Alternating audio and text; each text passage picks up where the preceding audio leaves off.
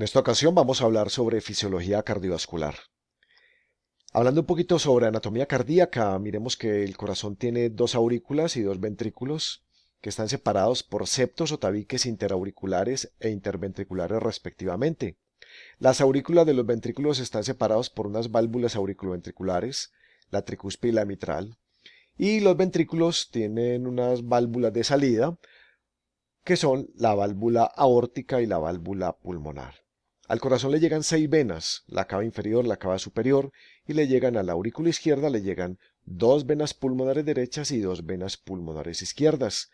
Del corazón sale la aorta y sale la arteria pulmonar. Hablando un poquito sobre la volemia, tenemos claro que en el paciente adulto se maneja en un 6 a un 8% del peso corporal total, es decir, unos 4 litros y medio a 6 litros. En las mujeres en embarazo, por cambios fisiológicos normales, esta volemia aumenta y en los pacientes pediátricos es un poquito mayor también. Miren que en el recién nacido maneja unos 90 centímetros por kilo y el paciente adulto, la mujer tiene 65 y el hombre tiene 69 centímetros por kilo. El ciclo cardíaco siempre nos han hablado de dos fases, la sístole y la diástole. Aquí vamos a ver un poquito más completo y en forma detallada cómo es que se dan ambas fases. La diástole se da por una relajación isovolumétrica, un llenado pasivo y un llenado activo. En cambio, la sístole tiene una contracción isovolumétrica y una fase de eyección o de expulsión. La relajación isovolumétrica, acá lo que sucede es que tanto la aorta como la pulmonar están llenas de sangre. La presión dentro de estas dos arterias ha superado la presión dentro de los ventrículos y esto hace que las válvulas pulmonar y aórtica se cierren para impedir que la sangre de estas arterias devuelva a los ventrículos. Entonces acá las dos arterias están llenas de sangre y el retorno venoso ha hecho que las aurículas empiecen también a llenarse de sangre. ¿Qué está pasando entonces en la relajación isovolumétrica? En las aurículas hay sangre, en las arterias hay sangre y en los ventrículos acá hay un remanente que se conoce como volumen al final de la sístole o volumen telesistólico, que aproximadamente es de 50 centímetros. Acá en la fase de relajación isovolumétrica, cuando se cierran estas válvulas se produce el segundo ruido cardíaco. Se llenan las aurículas, en los ventrículos como mencionábamos queda el volumen final sistólico y pasamos a la fase de llenado pasivo. Las aurículas están llenas de sangre, por fenómeno de gradiente o de gravedad, algo que no consume absolutamente nada de energía, va a hacer que la presión de las aurículas, que es mayor a la de los ventrículos, hace que se abran las válvulas tricúspide y mitral para que la sangre fluya a los ventrículos. ¿Ok? Entonces está juntando la sangre que había quedado al final de la sístole con la sangre que le está llegando por el retorno venoso. Tengamos en cuenta que no va a pasar la totalidad, pasa un 80% de ese volumen que está llegando. Entonces es como necesitamos una fase de llenado activo. ¿Acá qué ocurrió? Acá las aurículas se despolarizaron. En el electrocardiograma se acaba de producir la onda P. Las aurículas se contraen y hacen que el 20% restante que permanece en las aurículas pase a los ventrículos. Finalmente entonces en los ventrículos va a quedar aproximadamente unos 120 centímetros de sangre y lo que se conoce como volumen final diastólico. Cuando se da una contracción isovolumétrica, acá la presión de los ventrículos superó a la de las aurículas. Esto hace que se cierren las válvulas auriculoventriculares y eso da origen al primer ruido cardíaco. Entonces recordemos que cuando hay un fenómeno isovolumétrico, en la contracción se produce el primer ruido cardíaco y en la relajación isovolumétrica se produjo el segundo ruido cardíaco. Acá se produjo un estímulo en el nodo auriculoventricular. Se produce el segmento PR. Eléctricamente, ¿qué está pasando? Hay una pausa del estímulo eléctrico necesaria e importante para que los ventrículos se llenen finalmente con todo el volumen telediastólico, que son 120 centímetros. En la fase de eyección o de expulsión, De esos 120 centímetros con que contaban los ventrículos, se van a eyectar, se van a expulsar aproximadamente 70, por lo tanto aquí quedan los 50 remanente. La presión de los ventrículos hace que las válvulas aórtica y pulmonar se abran para permitir la salida de ese volumen sistólico. Acá se produjo la contracción de los ventrículos y eléctricamente el complejo QRS. Se da fin a un ciclo cardíaco y se origina uno nuevo. El gasto cardíaco no es otra cosa que ese volumen eyectado, ese volumen sistólico por la frecuencia cardíaca. El volumen sistólico es la diferencia entre el volumen final de la diástole y el volumen final de la sístole que habíamos mencionado. En promedio puede ser entre 70 y 90 centímetros por latido.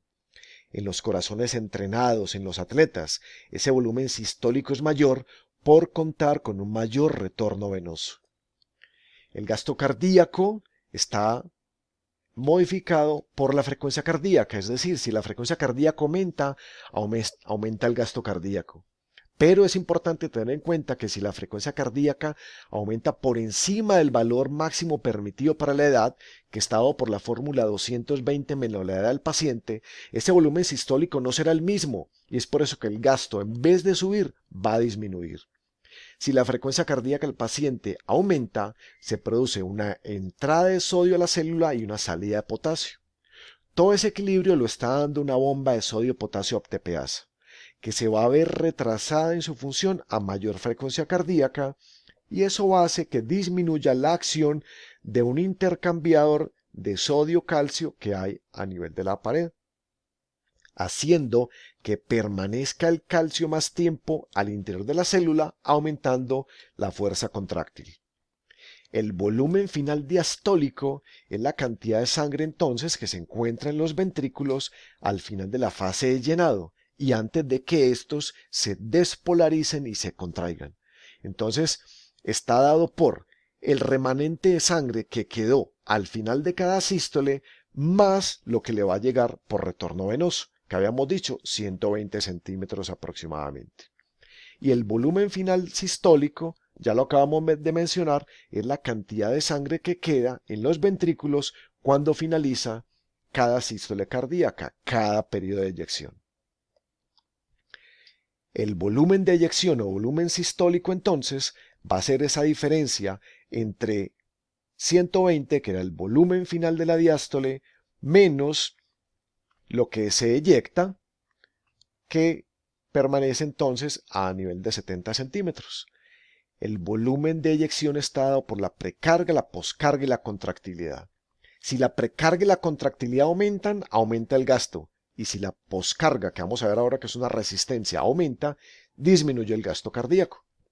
La fracción de eyección o de expulsión es la relación que hay entre el volumen de eyección y el volumen final diastólico. Equivale entonces a ese porcentaje de volumen diastólico, eyectado en cada sístole cardíaca. Acá tenemos que al final de cada diástole contamos con 120 cc y que van a permanecer 50 porque se eyectan 70. La precarga es la presión que alcanzan los ventrículos inmediatamente antes de que estos se despolaricen y se vayan a contraer. O sea, esa fuerza que distiende a los ventrículos por el llenado que ocurre es el volumen final diastólico, esa es la precarga. A mayor precarga o retorno venoso va a aumentar el volumen de eyección.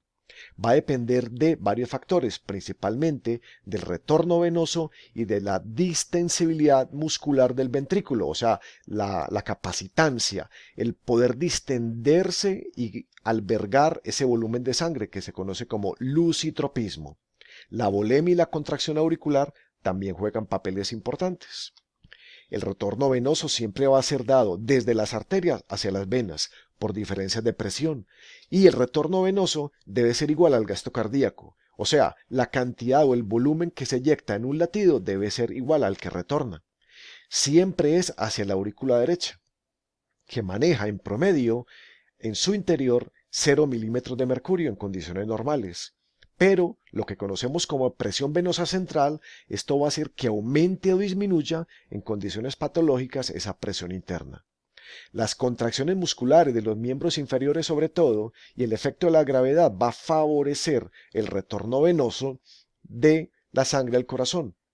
Un aumento en la presión intratorácica va a hacer que, por ejemplo, cuando el paciente inspira, disminuya anatómicamente el volumen intratorácico y esto entonces va a favorecer que aumente el volumen intraabdominal para que se dé ese envío de sangre hacia el corazón. La presión venosa periférica, la presión en la aurícula derecha, la presión que puede ejercer en un momento dado el pericardio ante casos de derrame o taponamiento y la presión intratorácica van a determinar finalmente el retorno venoso. Analicemos este último que es bastante relevante.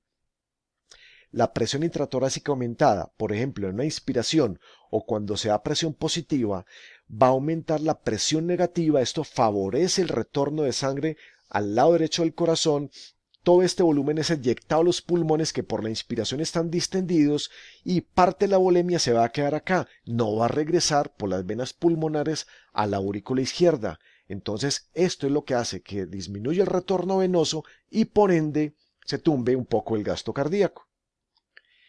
La presión positiva ejercida por un ventilador mecánico o por la presión positiva que ejerce un BBM o AMBU también va a hacer algo similar a lo que acabamos de explicar.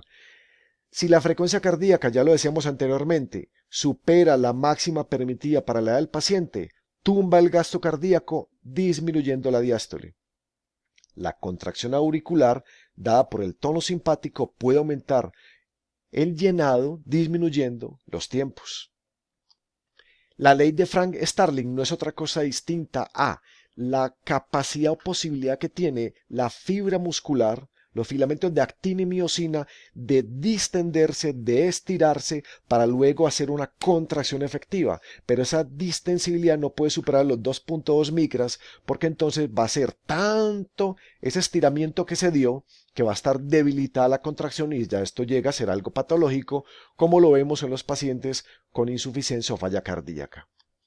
La poscarga es la fuerza o la resistencia contra la cual los ventrículos tienen que pelear y luchar para poder vaciar la sangre a la periferia. Entonces la fuerza dentro de las arterias que se opone a que la sangre pueda ser eyectada a los ventrículos. Por lo tanto, esto va a depender de la geometría ventricular y de la presión arterial o resistencia vascular periférica. Si aumenta la resistencia por fenómenos de constricción, va a disminuir el flujo sanguíneo y viceversa. Si aumenta el volumen de sangre que le llega a los ventrículos, se puede superar esos 120 cc en promedio y esto genera un aumento en la poscarga. Si hay una hipertrofia concéntrica, baja la poscarga. Al producirse aumentos en la presión arterial, hay mayor dificultad al vaciamiento y va a disminuir transitoriamente ese volumen de eyección. Si el retorno venoso se mantiene sin cambios, se produce un aumento en el volumen diastólico ventricular. Y eso permite un mayor vaciamiento y recuperación de los volúmenes de eyección. Si hay una disminución de la resistencia vascular y disminución de la poscarga, el ventrículo se contraerá, vaciará de forma más completa y va a aumentar el volumen de eyección, por lo tanto el gasto cardíaco. Acá tenemos entonces unas fórmulas para entender todo esto que acabamos de revisar.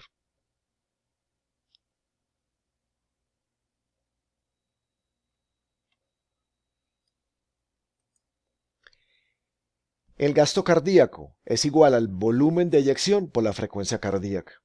Si aumenta la resistencia al retorno venoso, va a disminuir la precarga, o sea, el volumen final diastólico, y eso va a hacer que disminuya el volumen sistólico, el volumen de eyección, por lo tanto, tumba el gasto cardíaco. Si aumenta la volemia, aumenta el retorno venoso. Eso va a aumentar el volumen final diastólico, que conocemos como precarga, y eso va a llevar a que se aumente el volumen sistólico de eyección, por lo tanto, nos aumenta el gasto cardíaco. Y ya para terminar, cuando vemos que hay una disminución en la resistencia arterial, o sea, se nos disminuye la poscarga, esto va a favorecer que haya un aumento en el retorno venoso, o sea, un aumento en la precarga, lo que lleva a que aumente el volumen sistólico de eyección, por lo tanto, aumentando el gasto cardíaco. Espero que haya sido de todo su agrado. Hasta una próxima ocasión.